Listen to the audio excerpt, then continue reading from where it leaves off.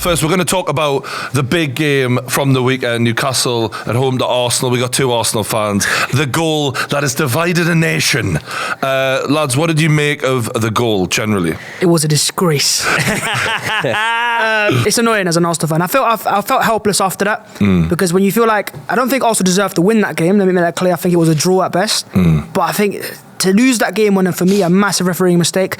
And it's not just the goal, it's the red card on Bruno, which for me, I don't think anyone can argue that. There's a whole host of decisions in that game. I was like, it's going against us. And when you check the goal 3 times, I'm going, he's going to find something here. But it seems like they were trying to give the striker the advantage or something like that, which for me is annoying because it's inconsistent. Can we break it down then, piece by piece? Did anyone on this table think the goal went out of the ball crossed the line? No. Well, everyone's seen the video now of like the angles now where they kind of the perspective ones. Look, I've been doing science experiments all day. I've been laying paper down on the floor, putting footballs over the top of it. Like, we've all proven it at home. It's quite easy. So is it the push? That's a big question. What I'd argue, right, is it conclusive that the ball was unplayed? I think there's just as much either way. That's what I'm saying. Did you see the BN Sport thing with the graphic? I think if you can make just as much of a case either way, you surely got to go. Well, you can't say the thing I think they need to do that, what they need to clear this up, the whole thing of perspective, and if you look that way, if you look that way, blah, blah, blah, make it simple and clear. If the ball is touching the paint, it's in play. If there's any grass between the ball and the paint, it's out of play. Simple. Then we're not talking about camera angles. That's far too much common sense, mate. We can't. I know it's how it works in the Premier League. We'd have nothing to talk about. The rest. Do I think it went out of play? I don't know. Not really. It's not relevant when he's clearly offside. There has to be 2 players because he's behind the goalkeeper, so he's offside. The push on the back is nuts. The push on the back, mate. If that's anywhere else, like 2 right. Anyone who's like, I'm sure some of you play football. You play football when you're a defender. You're playing football. When you're behind someone and you're challenging for a header, you get taught very simply. 1 hand, you're fine. As soon as you do 2 hands, that's a push. It's going to be a foul. Anywhere else on the pitch. Then, because he's got his hands like that, he catches the ball. He catches the ball. Well, I don't know if we can say factually that we know he caught the ball like in the hands because I've got pictures. The interesting one is I seen Ian Wright uploaded a picture of Joe Linton with his hands on the back of the head of was it Gabriel? I got the fucking defender wrong in my video. But the point is a picture like that, it looks a lot worse than it was in reality, in my opinion. That's not me saying it wasn't a push, but like Josh has been saying, when you really slow it down or freeze frame anything and the referee goes to the board, it doesn't tell the full story, in my opinion, of the momentum, what was really happening. So when I watched it back, and I just put a clip out today, and to be fair, another lad put a different angle, and that then made me go, actually, am I right? But I thought that Joe Linton was jumping in an upright position, trying to use a little bit of leverage as we do when we jump for the ball, whereas Gabriel was kind of jumping forward to flick it on that way, away from the goal. So when Gabriel falls to the floor, I think it's because he's diving forward to flick it on. And yes, there's a bit of a push there, but was it enough to throw him to the floor, or was his momentum when he was trying to dive for the ball throwing him to the floor? I thought, and this isn't, look, we've already won the game. I could give a fuck. If anything, it's funnier if it is a fucking push. But I genuinely thought, when you see the photograph, it looks like Joe Linton's thrown him to the floor. But in real time, that's not really what happened, in my opinion. The problem is, right, is we've seen the opposite given, where it's light contact. There was one with David Luiz a few years ago against Wolves, where like he just taps him. Oh, mate, there's so much inconsistency. And so that's what I'm thinking. It's like you have to set a standard. If that was against Arsenal, we're going, okay, so in the future that worked for us, wouldn't it? And that was an example why it didn't work. There was one more thing last year. Was it Martinelli against Man United when he's in? And I think Odegaard's fouled Eriksen. They look for contact.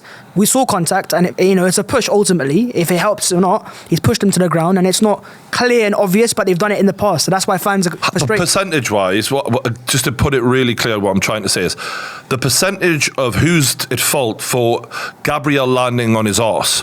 You've dived as well to flick the ball over. So there's a high percentage of your momentum doing what you want to do. There's also Joe Linton putting his hands on you. I think he's genuinely gone in it. Like the motions of when you go up for I'm just trying fucking with a science experiment here. When a player pushes another player, they go together. Yeah. That's not what happens here. He goes up, he goes forward. So to me, Gabriel is dancing to his own tune, doing his own thing, and Joe Linton's trying to rise for the ball. So I don't think that what Joe Linton did was enough for Gabriel to land on his arse. And I think that for me, that's why I would have allowed that. The offside's another story. Do you not think from one angle as well, it looks like Gabriel is jumping for the ball and his head gets pushed under the ball? His hands end up pushing him under. This is what I was going to say. It looks like that. It's hard when you're not watching it back. If you watch it back, Gabriel's there, the ball's coming towards him, he's perfectly positioned to make the header. When someone's got two hands on your back and you're perfectly positioned to make a header and you then don't make the header, you have to look at the fact that someone's forced out of their hands. The force from Joelinton jumping higher is what's actually ducked his head a little bit too far I think Joelinton's essentially leant on his back like that. And I think you're right. I think he's crouched down because he's trying to go behind himself. Yeah. But yeah, because he's put... Like, if he just does an arm, if he just does one hand, it's fine. But let's be really honest about what's actually happening here. When we're talking about the same game of football, where we've seen like a UFC-style forearm to the back of the head from Bruno Guimaraes, not even a foul, not even a yellow given, let's be really honest. Okay. Like, referees are scared of your stadium. Do you know what? When there's so many offences, you think they're going to catch one charge at least, surely. Oh, I believed that at the time, and that's why I thought that law of averages were going to say, when I was sat there watching it, I was thinking, there's no way they're giving this goal. So, of course, because I'm thinking there's no way they're giving this goal, then obviously I'm very much surprised when they do give the goal. But if I do break it down bit by bit, I think the first thing that I can completely rule out is the argument of the ball going out of play, because we can see from one angle, but unless we have got either touchline technology, which we don't have, or a bird's eye view, which we don't have drones above the ground, it hasn't got a roof on the stadium, unless we've got either one of two of them things, we can't say definitively the ball went out of play. There's just as much evidence it did that it didn't, different angles, whatever. So then when you look obviously at the push, again, that's the maybe slightly biggest offence from the whole thing that you could go, okay, maybe there's a chance there. That's the one when I sort of looked at it and I thought, you know what, I'm not sure I would give it, but I don't think they're going to give the goal here. We'll say one thing though, we watched the Manchester derby the week before, right? That infringement that went for the penalty in that match, right? I thought that was soft. I didn't think it was a penalty. I think that was probably worse than the Newcastle push. When I was watching it in real time, and this is where the big difference goes for me, is when you watch it in real time as if you were on the pitch and the referee's got to make a decision versus VAR. When I watched it in real time, I thought, do you know what, that looks fine. It was one of those things where, you know, two players are going up for the header, one misses out and then it goes. But then when it's slowed down and then when I see the stills, like today I've seen the stuff going around on Twitter and you go, right, well there's a still of him literally two hands on the back and that looks awful. But I've experienced that for Chelsea this season where we've had Malo Gusto being shown, you know, the VAR gets pulled over and it's literally a high tackle because they've stopped it at the point in which his leg connects with the other guy's leg, and you go, wait a second, we're setting people up to have a certain decision here. You're not watching it in real time. It doesn't feel natural. So for me, like, this is an inherent problem with VAR. Some of the decisions are presented in a certain way. They have a favour towards one outcome or the other, and I think that they've presented the information to the referee and said to him, this doesn't look that bad. It for me, it wasn't a foul, you know, and the game's continued. Final call. Foul or no foul, Joelinton? Foul. I'm going off what I saw live, and I'm going to say no foul. Well, we say foul. We went. Oh, we've outvoted this. but can I just say, full context, foul by the consistency of the game and the standards that we're currently in. If I made the rules, would I give it? No. If you're a defender in that position and you know you might lose out on the ball, the first thing you're going to do is back into the striker and fall over. We see that happen all the time. On the Gabriel situation, weak as piss, by the way. And I keep watching it and going, I know Joelinton and how strong he is. And he could have been way more like domineering than what he was. And I thought, like, Gabriel's really fucked that day. Like, he didn't handle that well at all. Like, just not even talking about the free kick or whatever it should have been to Arsenal. But I stand by what I've said. Arsenal fans, what do you think of the game in general? The last refs who refed at St James's Park are now refing in the Championship. I've heard Mike Dean in interviews say there are certain situations with VAR things where I didn't want to disagree with my man on the pitch because it's going to make it a difficult game. They specifically said about the game on Saturday that they didn't want the referee to lose the respect to the players. Are you insinuating that there's favouritism towards Newcastle? Oh, no, that's not what I'm saying at all. I'm saying that you've got people on the pitch who are getting affected by the crowd, who are getting affected by the noise, who are worried about the players respecting them, and you've got a VAR team in a van somewhere going, well, don't make him look like a mug, don't make him look like he's got it wrong. That's not what you're there for. You're there to have every camera angle and to get it correct. And what drives me so mental with all of this, right, is we were sat around this table, 3-4 weeks ago, watching Liverpool versus Spurs. What happens? Liverpool absolutely robbed. And I know what's going to happen, right? You could clip up me speaking right now, clip all this up, stick it out, and it'll go, Arsenal fan ranting and raving. You get all these people in the comments going, cry more Arsenal fan. And guess what? It'll just happen to your club next week. And it'll happen to Newcastle at some point. It'll happen to Chelsea at some point. Well, that was my point. What I was thinking was when I was watching the game, of course, Bruno was an idiot for what he did, although there was low-key a bit of me that was like, yeah, you're like the modern day Keane or you, fucking elbow the prick. But, I don't think Bruno was actually going to hurt him in any way, but it was stupid in the modern game. He'd lost his head, man. Oh, it was a sending off. He'd gone for a 2-footer before that, missed and then gone with his arm. It was a sending off, absolutely not going to disagree with that. But equally, was Havertz also lucky to stay on the pitch? Like, let's just think about this, because anyone who wears the cue, I think there was a lot of narrative about how Arsenal were hard done by. I just thought the referee was shit. When I seen that Havertz tackle go in, and I was like, that's a sending off. That he really was about to fucking break a leg there if it wasn't half an inch to the right or whatever. And Newcastle get 3 players booked, and Havertz gets 1 booking. Tactical foul. Like in my head, I'm like, how are we seeing a challenge like that where we're getting 3 bookings and then you book him for surrounding the referee? The goal goes in, Arsenal players surround the referee, not one of them booked. Like, there was just no consistency. But this is what I'm talking about. This is why we should all be pissed off, and this is why we have to stop all of this happened to you this week, agreed, this. We all have to, like, the only time that things change in football is when all fans come together. You remember the Super League? What happened with the Super League, right? Yeah. My club were in it. Arsenal are in the Super League. Chelsea are in the Super League. We could have all just stood there and gone, we're all right, no stress. We get to play Barcelona 3 times a season. I did actually go back on Twitter and I had a look to see how many Arsenal fans were supporting their Liverpool friends, during that game that we watched, because it was actually quite a lot of silence. I don't remember any Arsenal fans. I don't remember a club statement from Arsenal back in Liverpool. No, there's not a club statement. There's not going to be, Josh. I'm talking about fans. You remember me saying on this show that I thought Liverpool were bang hard done by that. I said it on TalkSport as well. Point I'm trying to make is, as fans, you're saying it yourself, Brian, that the ref was crap. We pay more money than anyone else in Europe. We pay more money to watch this shit. We pay more money to attend this shit. If the chair, if you go to Chelsea next week and the seat doesn't work, you complain. If you go to Chelsea next week, you can't get any food. You go to Newcastle, can't get a drink. Why are we still putting up with referees that can't do their jobs? This is the most expensive league in the world. We should be sat here right now talking about the best paid players in Europe. We should be talking about the best managers in Europe going through a tactical battle. We're talking about referees. Yeah. Well, the fact that we don't have the technology to know when the ball crosses the line blows my mind. With all the camera angles as well. Yeah, I think that's the thing. It's not point scoring. Newcastle's not the problem in either Arsenal or not Liverpool or Chelsea. It's the referees. So if you have the best league, you need the best referees. And I don't know why they're reluctant to not go out there and get the best referees in the world. They should tear it down. Go back to the World Cup. How many times were we talking about referees? We weren't, because there was the best quality referees and there were very few referees that were in the Premier League. Champions League, week in, week out. You watch Newcastle in Champions League. Did you notice refs being bad? I don't think it's as bad, no. Nowhere near as bad. Again, Arsenal first time in Champions League for 8 years now. I'm watching it and I'm like, wow, I'm coming out of these games talking about football, talking about players. We're the mugs in all this. We're like us fans, and we need to get over this whole tit for tat thing of going, has you. We need to all just say, tear it down, start again. It doesn't work. They're all each other's mates. They've got little nicknames for one another. They're all born within about 15 miles of Manchester. They all look the same. They all sound the same. It's an old boys club. Get them out, man. Seriously, get them out. Start again. Get some footballers in there. Get like actual diversity in there. Get people that look and sound a bit different. Stop having this old boys club. They're like fucking Freemasons. They've all got little names for each other. Just get them out, man. They're lizards. No, I'm joking now. But, you've been listening to David Icke. I am serious. Like honestly, enough is it? And at what point? I think ex-players is a great point, by the way. Just get loads of it. Like, just change it. Yeah. Just change it. We're talking right now about that push in the back. Referee, they've never experienced this. Do you guys think Arteta and Arsenal have handled this well? I don't think. I think it was amazing. I think you see the way after the match that you said perfect. I think perfectly, yeah.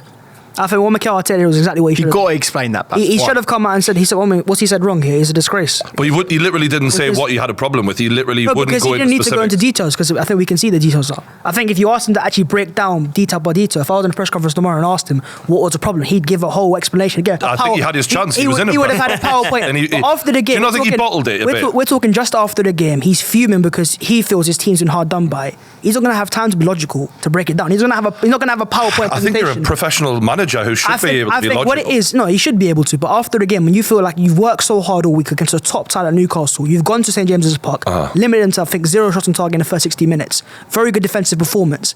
And the game's decided by a referee. Of course, you're going to be fuming. Okay, so do you not look at the way Klopp did it, though? Do you not look at the way that Jurgen Klopp reacted when all of us sat round this table and went, mate, I can't wait to see Klopp. He's going to blow the top here.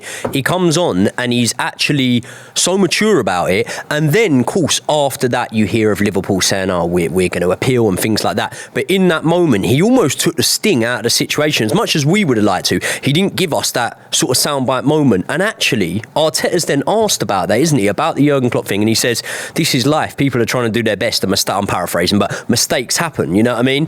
And obviously within a month of that, once he's on the end of it, I get, mate, like I'm being a hypocrite. I would be hugely raging if that happened to me. But I do think, again, we're going on about lack of consistency in VAR. Lack of consistency by Arteta with what you're saying there. I think for Arteta, we've had a lot of this. We had one last year where Ivan Toney scored a goal, which was offside, but they forgot the angles. And that cost us a title, by the way. You know, that was a pivotal point that we lost out on there because of that.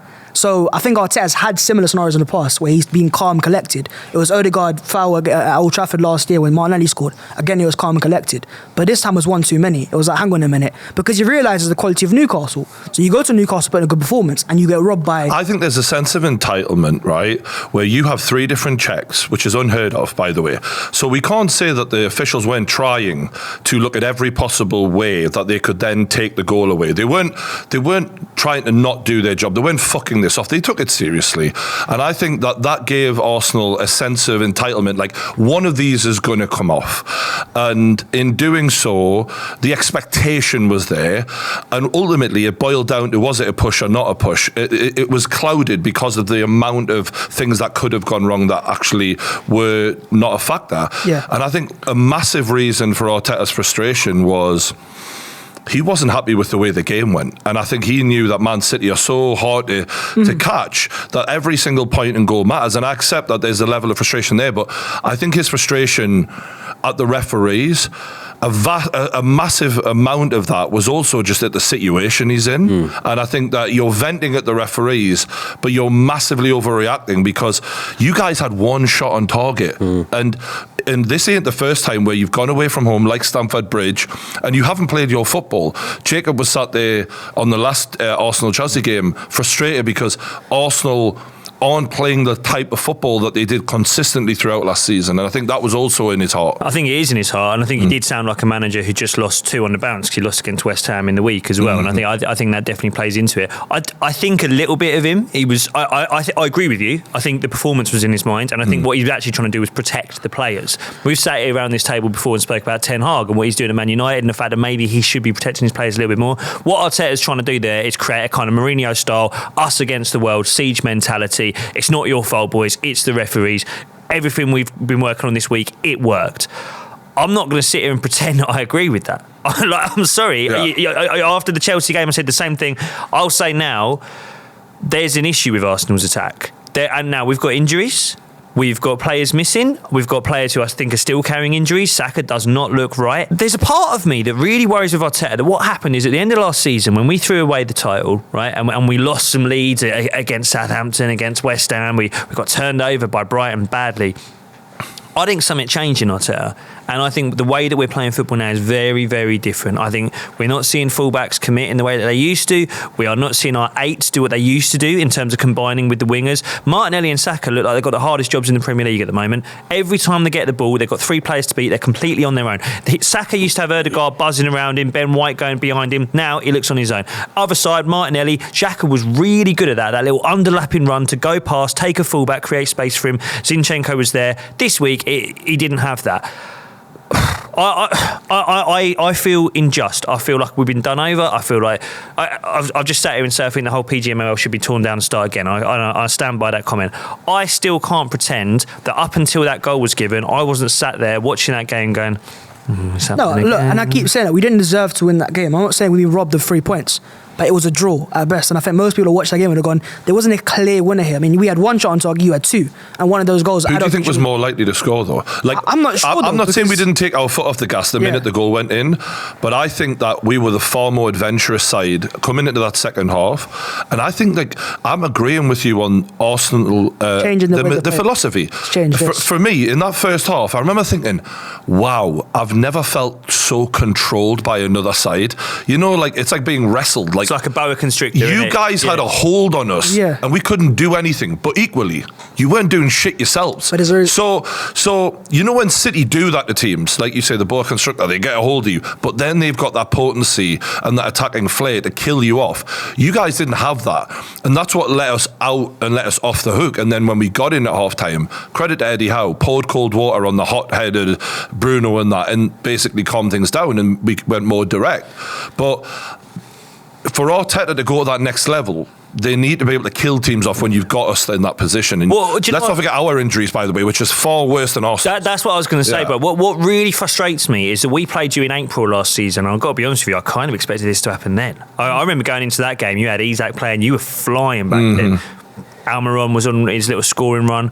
Came into this one, I was going, no, Jacob Murphy, no, Isak, okay, this looks all right. And at the same time, I was like, I kind of knew before the game, we are not going to score goals the way we did against you last time. We're not going to attack in the same way. There's no Jesus on the pitch. There was no Ødegaard on the pitch. They're probably two of our best attacking players alongside Saka. So there are little things like that. But it gets to a point where injuries stop being an excuse. Well, injuries an excuse. Look at the Newcastle team. They didn't have their best defender. They didn't have their brand new central midfielder. They didn't have their best striker on the pitch. They had Dan Burn go off with a serious injury. Now he's going to be out for a long time as well. You know, he's out for a few weeks. He carried on playing, didn't he? But it's still pretty bad injury. That's what I'm saying. But to say, you know, our B team couldn't beat, you know, effectively your B team and Newcastle as well. Like, there's something wrong there. Like, if you can't beat Newcastle's B team as Arsenal, that's not good. That Newcastle's system is more drilled into the players, and we rely less on individual brilliance. Arteta, not that he's not a great coach, but he needs that. You know how I don't think he's allowing individual brilliance. I think the issue for us right now is we are too controlled. So in that final third, it's not like Saka gets the ball instinctively. I want to go take him on. It's like, no, I've been told to pass the ball off, going behind, and I'm doing that. And it's too coordinated right now. And the reason behind that is because of fear. Because of what happened just last year. We lost the league because of our defence. Too many goals conceded. So now we're trying to control each and every transition, and it's a bit too much. It reminds me of the Grealish situation when he first came to City, where he was too controlled and you couldn't let him off the leash. And there's that balance, and you haven't found that balance this season. Well, there's an elephant in the room that we're not acknowledging. It's Kai Havertz. There's a £65 million player who was supposed to come in and increase our attacking output. How long has it taken, Joey? 2.5 months. No, we knew it was coming. Mate, trains never leave. Do you know what's mad as well? There's so many Arsenal fans after that game going, that was his best game for Arsenal. He's finally clicking. It was his best game, though. It was his best game. He went from 2 out of 10 to 4 out of 10. But he went from 3 out of 10 to 5 out of 10. Kai Havertz is not the problem. You can't give him a trophy, mate. Kai Havertz wants to put. Like, let me tell you why he's the problem. Come on, mate. He's poor. Mate, first of all, he right.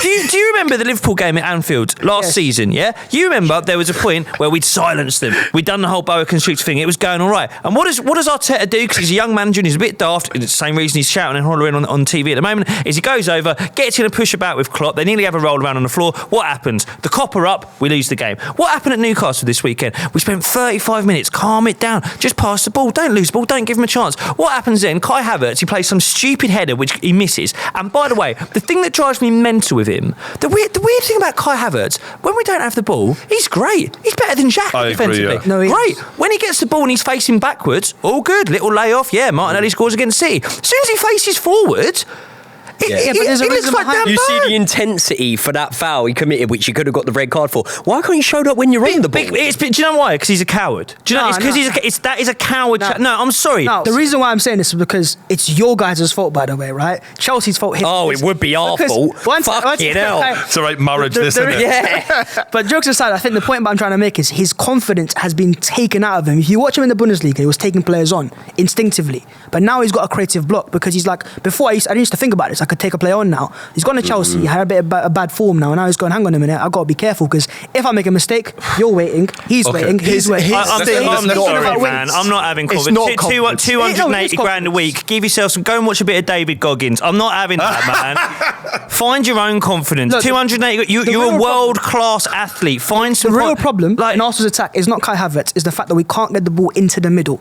So Rice right now, or whether his part is not playing, we don't get the ball in the middle of the pitch because teams are holding that part, defensively. Very blocked. That's what Newcastle did, or what Chelsea did as well. You block off the middle, that's why Arsenal can't play. That's why Odegaard's been worse, because there's no space there. Teams that give us more respect. But we need to be more decisive than out wide. Get the ball out wide and try to make things happen. Is there any chance that there was that element of surprise last season, though, and this season teams have just found you out a little bit? I don't think more? it's found. I think they're offering more respect. So last year they'd be like, okay, no, we can't attack these guys because we're not scared of these guys. Now it's like, hang on a minute. If we go forwards, we saw it against Sevilla. We open them apart against, PSV in Champions League, we open you apart. If you give Arsenal space, we will rip you apart. Babs, is Kai Havertz in your best 11? For certain games, yes. Hold on. For certain games. That was a caveat. Not for certain games. The reason why, is he in the best 11? Look, we signed Kai Havertz and we played Man City twice and we beat Man City twice. And then both of those games, Havertz played a main part. The reason why we signed Havertz was because in those games, he gives us something different. Comes against Man City in the game at the Emirates and we start going long. And we scored a goal from going long, by the way. So the reason behind him is he gives Arsenal a different element. Is that worth £65 million?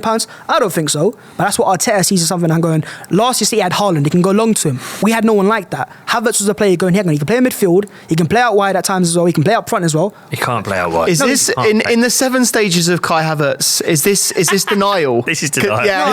I'm accepting. You two are accepting. I'm trying to find the logic behind it. And those 2 City games were games where he played pretty well in, and he gave us a different dimension. Do you know what the honest truth is? When I seen Kai Havertz in that starting lineup as depleted as Newcastle are, I thought. I'll tell you what, And do you know what? Chelsea, Sometimes you have to listen to opposition fans. Yeah, Chelsea have been starved of success recently, and we've had a couple of wins in the league, but the best win, without a doubt, any shadow of a doubt, we've had this season is getting 65 million for Kai Havertz. We'll see. And honestly, we'll see. we will see. Here's the worry though, is for Arteta in the long term. I rate the guy, and even after this week, he wants to win, and I understand why he's so fucking passionate, and that's why he's acting like a lunatic right now. But you will be judged not on your results alone. You will also be judged on your signings and all of that. And this is just one of those ones that the whole rest of the world thought, what are you doing, mate? And now 2 months in, everyone's going, what were you doing? Like...